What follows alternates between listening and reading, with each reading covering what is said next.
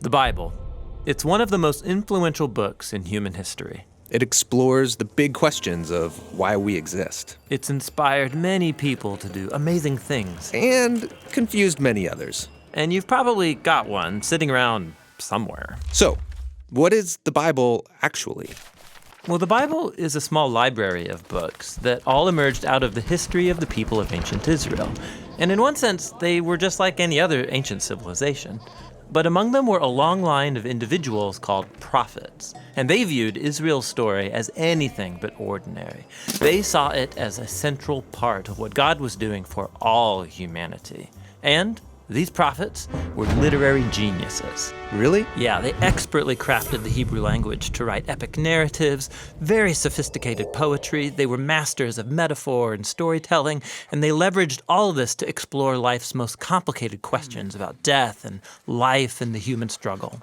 So, there's a lot of different authors writing this book. Yeah, and these texts were produced over a 1,000-year period, starting with Israel's origins in Egypt, then leading up to their kingdom with their first temple. But eventually, they were conquered by the Babylonians, who took them away into exile.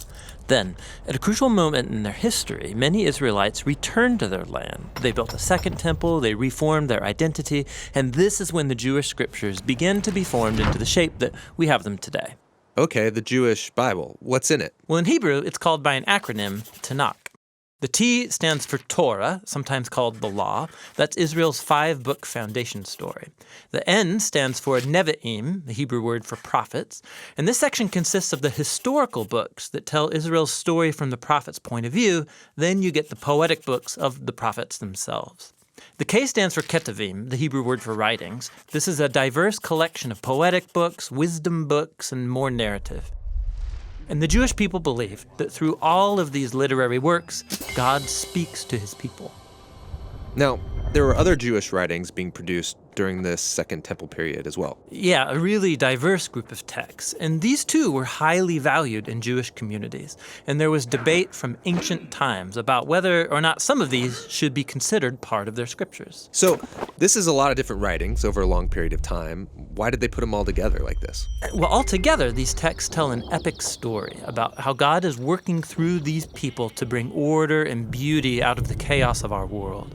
And it all builds up to a hope for a new leader who would come and renew all creation. And then the Tanakh concludes, and this leader never comes. So it's an expertly crafted work, but it's missing an ending? That's exactly right. Now, a few centuries later, a Jewish prophet comes onto the scene named Jesus of Nazareth. He claimed he was carrying the Tanakh story forward. Yeah, so Jesus did a bunch of cool stuff, was killed, but his followers claimed he was alive from the dead. Yeah, they said that Jesus was that long-awaited leader who would restore the world. And so his earliest followers, called apostles, they composed new literary works about the story of Jesus. They called these Good News, or the Gospel.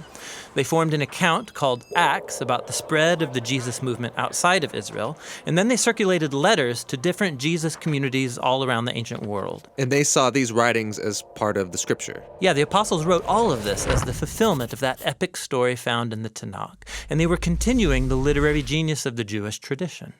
They also believed that God was speaking to his people through these texts alongside the scriptures of Israel. So that's the Old and New Testament. But what did the early Christians think of the other Second Temple literature? Well, different groups had different views about some of these books, but we know they read them and valued these texts because they passed them along with the Jewish scriptures. Okay, so we've got the Tanakh, the Jewish scriptures. We got these other Second Temple period works.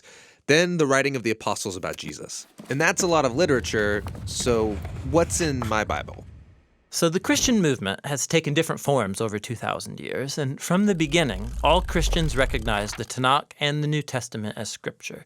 And for centuries, much of the Second Temple literature was read as part of the biblical tradition. The Catholic Church eventually made it official and called some of the books from this collection the deuterocanonical books. Some Orthodox churches used even more books from this Second Temple literature. And then in the 1500s, during the Reformation, Protestant Christians wanted to go back to the oldest writings of the prophets and apostles, so they accepted only the Old and New Testaments. Okay, I think I got it.